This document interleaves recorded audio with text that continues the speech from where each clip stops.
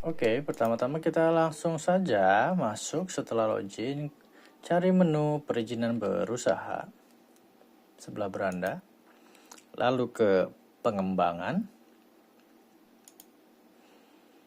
Akan ada informasi pemberitahuan ya di sini dengan keterangan pengembangan usaha akan menyebabkan perubahan data NIB namun tidak mengubah nomor. Jadi teman-teman semua, kalau kita ingin menambahkan alamat-alamat usaha baru atau membuat usaha baru di lokasi yang sama dengan berbeda jenis usaha, nomor NIB teman-teman itu tidak akan berubah atau tidak akan bertambah. Yang akan bertambah hanyalah bidang usaha yang dimohonkan atau bidang usaha yang nanti dimohonkan dan sudah approve ya. Jadi untuk nomor induk berusahanya tetap akan sama. Jadi satu pengusaha akan mempunyai nomor single number atau satu nomor usaha yang sama. Silahkan diklik OK. Nah, setelah OK ini kita menuju ke tambah bidang usaha. Akan muncul pilihan lagi, yaitu data usaha yang akan diinput ya di sini. Cukup simple. Kita pilih saja di bidang usaha di pojok kiri atas ya, yang berwarna biru. Nah, di sini ada pilihan jenis kegiatan usaha apa yang akan diajukan. Coba kita lihat. Ya, ada jenis kegiatan usaha utama, kantor cabang, administrasi, satu lini produk atau satu lini jasa, dan jenis kegiatan usaha pendukung. Untuk jenis usaha utama di sini yang dimaksud adalah jenis usaha yang sebelumnya tidak ada di NIB kita, unit usahanya. Jadi benar-benar kita punya usaha bidang baru yang berbeda dari yang sebelumnya dengan lokasi yang sama atau lokasi yang berbeda di lokasi yang lain. Ini untuk pilihan utama. Tapi kalau bentuknya kantor cabang administrasi saja, taruh seperti RO atau loket pendaftaran, nah itu mungkin pilihannya di kantor cabang administrasi. Kalau untuk satu lini produksi atau satu lini jasa, berarti ini adalah bidang usaha yang sama dengan satu bidang usaha utama yang sudah sebelumnya diajukan, sudah terbit. Nah, untuk pendukung ini adalah satu jenis kegiatan usaha yang menjadi pendukung dari kegiatan usaha utama yang sudah ada sebelumnya. Misal, kalau kita punya usaha produksi di daerah A sebelumnya dan kita akan membangun unit usaha pendukung di tempat yang lain, misalkan sebagai RDC atau warehouse atau gudang, sebagai mendukung dari adanya pabrikasi tersebut. Nah, kita pilih yang itu. Karena kali ini kita akan mencoba sebuah unit usaha baru yang dengan lokasi yang sama, nah, kita akan pilih utama. Oke. Nah, kita akan membuka usaha laundry atau pencucian, cuci mobil ya. Mobil. Mana nih? Salon mobil. Nah, ya, ini 45205 kode KBLI-nya adalah mencangkup usaha pencucian mobil, salon mobil seperti pencucian pemolesan dan lain-lain. Klik seluruh dan klik simpan. Oke. Permohonan data usahanya sudah terbit, untuk KBLI-nya sudah ada. Pastikan di sini sudah terinput ya. Kalau belum terinput berarti kita belum memilih usaha apa yang akan diajukan. Yang berikutnya adalah data NPWP. Apakah berbeda dengan cabang atau di lokasi ini? Klik saja tidak, karena masih memiliki satu nomor NPWP yang sama. Nama usahanya adalah tokonya atau apa ya yang sekiranya dibutuhkan. Karena ini unit usaha baru ya, brand baru, kita akan buat sebuah merek baru, Smart Clean.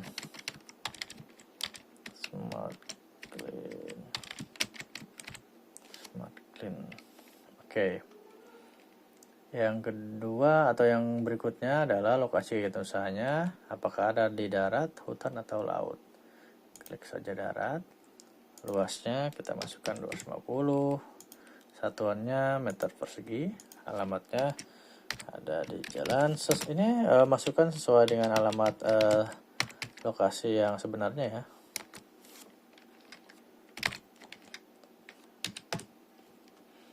Pilih provinsi.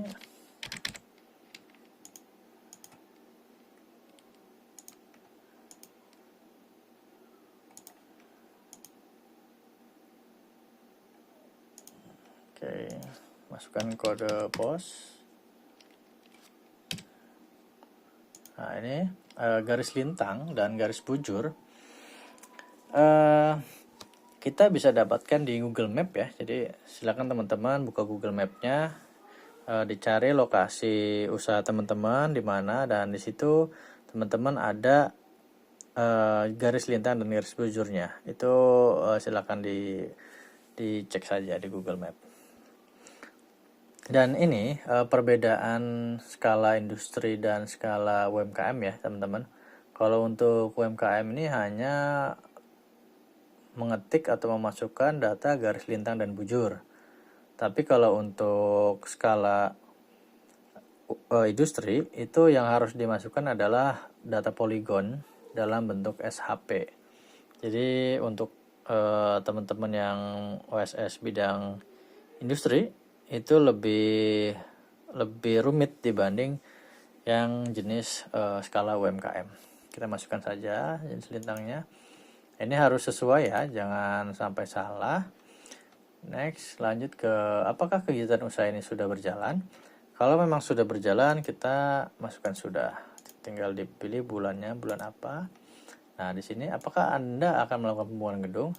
Nah, kalau kita belum melakukan pembangunan gedung dan akan membutuhkan pembangunan gedung, diklik ya. Kalau tidak ya tidak saja. Ini karena akan berpengaruh ke pengajuan IMB atau PBG di tahapan berikutnya. Untuk modal usaha dimasukkan saja sesuai dengan nilai realnya atau mendekati, dan klik validasi resikonya. Oke. Nah, kalau diklik validasi risiko dan dia akan menunjukkan ke lokasi yang harus diisi, berarti ada yang terlewat ya tadi, ada yang ke skip. Kita isi aja lagi dan klik validasi risiko. Oke, validasi risikonya selesai dan kita dapatkan bahwa skala usaha ini ada di skala mikro. Jadi tingkat risikonya adalah rendah. Berikutnya pilih deskripsi kegiatannya, hanya ada satu pilihan, kabupaten atau kota. Jumlah tenaga kerja diisi sesuai dengan data real di lapangan. Dan tahapan berikutnya itu adalah daftar produknya atau jasanya apa. Kita masukkan saja sesuai dengan yang ada dulu ya. Nah, kapasitasnya ini adalah periode 1 tahun dengan kapasitas biasanya rupiah kalau untuk jasa ya. Kalau ini jasa jadi pasti rupiah. Nah, ini rupiah. Jadi kita masukkan ini estimasi omset saja. Dalam jangka waktu 1 tahun itu berapa sih kira-kira gitu kan. Oke, jika sudah muncul di sini berarti penambahan produknya sudah ada. Ini bisa lebih dari satu ya teman-teman, tapi silakan isi satu saja dan klik tombol selesainya. Ada pemberitahuan di sini, jika lanjut dan data sudah sesuai ya silahkan dilanjut. Jika memang masih ada perubahan, silakan disimpan sebagai draft dan dilakukan pengecekan ulang. Oke. Dan di sini ada tombol centang untuk surat pernyataan ya. Tanggung jawab secara penuh dengan data yang diinformasikan dan lain-lain. Oke, lanjut.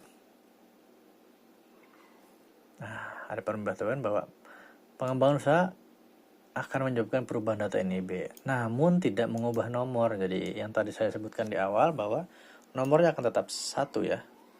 Yang berubah hanya adalah data usahanya saja bertambah. Kita cek ya teman-teman, apakah sudah masuk? Oke.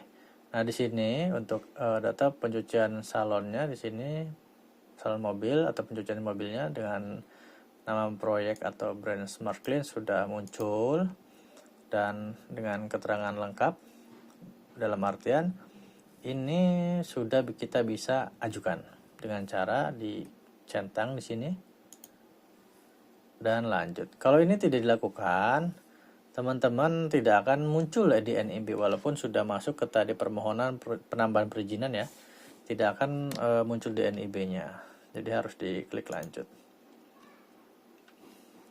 Kita tunggu dan nah, ini sudah selesai. Nah, sini sudah muncul ya yang tadi data yang kita sudah masukkan, tapi belum ada yang lain-lain. Nah, jadi kita harus satu langkah lagi, yaitu klik tombol proses perizinan berusaha.